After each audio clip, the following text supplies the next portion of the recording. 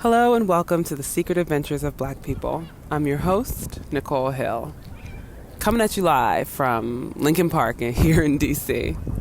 It's a very cute kid waddling away from her parents in front of me.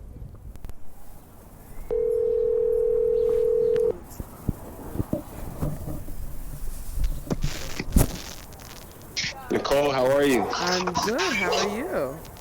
I'm doing well. I need 5 more minutes. I'm heading over to the car now. No worries.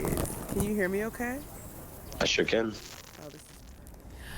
I don't know why, but in the 8th or 9th grade, a couple times a month, I'd go to Blockbuster and rent this movie made in 1954 about Napoleon. Well, it's not really about Napoleon. It's about his girlfriend, Desiree. It's not a good movie. But in it, Desiree keeps a journal her entire life. And 8th or 9th grade me was like, I'd like to be the kind of lady that does that. So I started one, and I've kept it ever since. A couple times a week or a couple times a month, I'll pull out my journal and I'll write. And I've done it for so long that it's become the main way I figure out how I feel about things and what I should do next. My journal's been good to me. It's the best confidant. I see why Desiree dug it. But in 2020, I just stopped.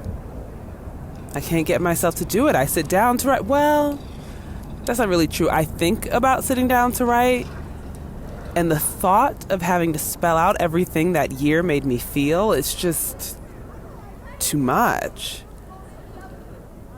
And that's too bad because I don't have a lot of other ways of working things out. Plus, I miss my old friend.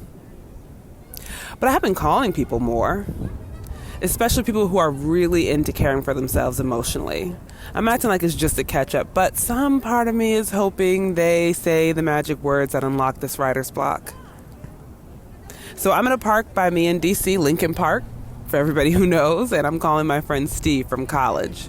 I've demanded that he go to a park by him in Philly. I don't know if Steve journals or not, but I do know that he cares for people using every single chamber of his whole entire heart. So he's got to have something figured out, right? That speaks to that process. So I had a therapy session last weekend, right? It was scheduled for Saturday. And Saturday morning, it was scheduled for Saturday afternoon. Saturday morning, my therapist emailed me and said, hey, I have to reschedule. I can't make our session today. And at first I was like, can I curse on your show? Is it cool? Yeah, you can curse. All right, but I was like, what the fuck does that mean? You're my therapist, bro. Like, this isn't like, if you can make it, it's like, I need help. You need to be there to help me. And then I had an important moment where I was like, this man is more than just my therapist. Like, he's a human being with a life. I did one time look for a therapist, but I feel like I am a strange person. And how do you okay, so start me off at the beginning. You find a person, you're like, bet I'm going to go talk to this person. What is the first meeting like? Is it like a weird date? Because I'm pretty good at marketing. I'm pretty good at it. I'm not great at it, but I'm pretty good. I essentially kind of finesse some of my friends. So all my friends who are therapists or in that counseling world, I was like, hey, I'm doing research for a video project and I could really use a therapist to pick their brains up. Because I didn't want to, there's stigma around needing a therapist. You're like, I don't want to, and I also don't have health insurance. So it's like, I don't have a network to tap into. So I'm just like, yo, how am it has to be somebody who's wanting to do a sliding scale for payment, who will accept somebody who doesn't have insurance. You know what I mean? So that's my route was ask my friends who are in therapy, who are therapists and counselors, if they know somebody I can talk to about a quote unquote project that I had. It's like the ultimate cliche of hey, my friend really needs help with this thing. And what would you do if you were them? So, I probably texted 10 different friends who were in the therapy mental health world. And each of them got back to me, and let's say five of them sent me someone I hear somebody I think would be good. And I was like, bet. And I hit every one of those people up, and one person got back to me. One person called me and left a message, but There were two people. One person called me and left a message. The other one called me. And I was literally crying right before this man called me. Wow. And I answered the phone, and I'm like, yo, thank God you called, because I am freaking the fuck out. And for him, I'm sure it was like the most awkward first date. He was probably like, what? What? And because I was just losing it. You were like, I'm crying right now. What's good? What does he say then? He was like, well, what's going on? And do you like dive right in, or are you like, I don't trust you, I don't know you, I'm not telling you my business? Look, I at that point, all of the precaution was came down. I was like, look, this is what's going on. I don't know what the fuck to do. I'm freaking out, and I need help, you know. And this was like an intake call. So the first thing he probably said was, well, before we dive in, let's do some quick intake. Like, can you tell me a little bit about your, you know what I mean? It was like, it was very dispassionate. It was like, hey, you know, just let me know, like, you know, how old are you? Tell me a little bit about what you're going through. What's your schedule like? Can we set up something to talk more later for our first session? I'll tell you what, though, that first real session was hella awkward, because that man was giving me no breaks. So I have a therapist who's my age and has actually been through some of the stuff that I've been through. And then I have an OG therapist who's like twice my age, who holds me hella accountable. And it's like, man, he doesn't say man or anything like that, but he's like, he just doesn't. We've had some tense conversations. I think the potential for like wild shit to be talked about with an older person goes up. You know what I'm saying? Like, they just say wild shit because they're just from a different time. You know what I mean? But there's a certain sense of like talking to like my uncle or like my grandfather or like my pop. Yeah. And it's like there's a level of respect that that I personally, because of my lived experience, I really appreciate, as opposed to talking to a contemporary. When I picture a therapist, I absolutely picture like an old lady, glasses for sure, sweaters. No doubt.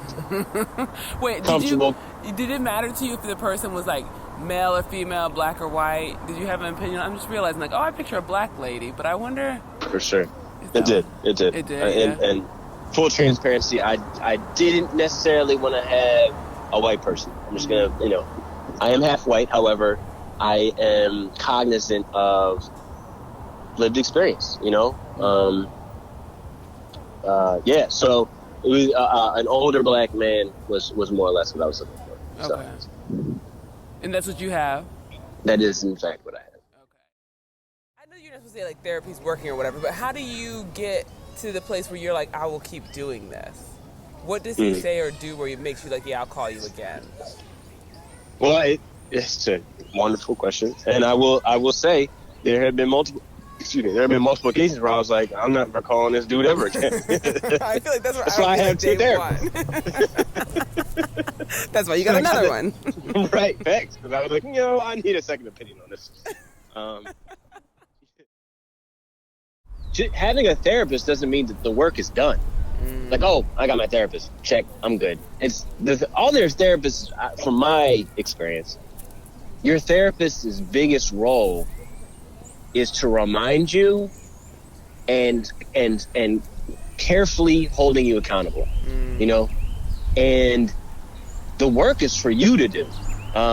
It's kind of a crazy hustle because it's like you pay them guap to listen, ask you thoughtful questions, and hold you accountable. And it's like, you know, the majority of the work is for you to do. I will say that I wish I had one sooner. And that comes from, like, I hadn't had I'm down for therapy. Like, I've had therapists in the past. I hadn't had one in years because I don't have any health insurance. But obviously that actually isn't a barrier. Like, it is, but only if you think it is. And I think that I would compare it to having like a journal that talks back to you. Ooh. You know what I'm saying? Like, you feel me? Like, it's you have permission to be as vulnerable as you want, and there will be, and it's not like some dumb journal that talks back. You know what I'm saying? It's not like just some like irresponsible, like just rat shit. Like, oh, what'd you do next? Like it's like, you know, it's not that there's anything being ratchet. It's all good. It's all love. But there's a sense of you know, this journal is curating something for me. You know what I'm saying? Which I think is a pretty powerful, to have prompts, but prompts that change. You know what I'm saying? It's, you know, prompts that evolve, tension that evolves. You know, it's yeah. I think it's like if you had, you know, for anybody who journals or writes, it's like if your journal were to come to life and was a confidant. You know what I'm saying? And was responsible about it. So.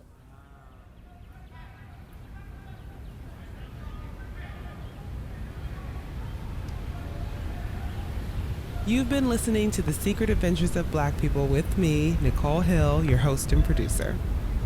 The show's moving to a bi-weekly format now because I do all this by myself, and it's a lot to try to pull off in a week, and, you know, I got some journaling to do.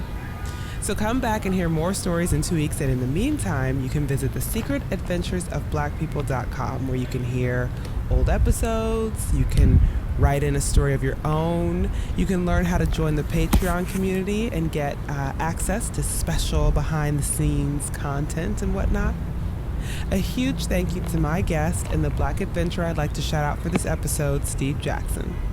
Steve's organization, Jackson Corps, uses media and mentorship to build empowered communities around healthy relationships. You can find a link to his organization in the show notes. Thank you all so much for listening. I'll see you again soon, like 2 weeks soon, for more stories about Black folks holding it down across space and time.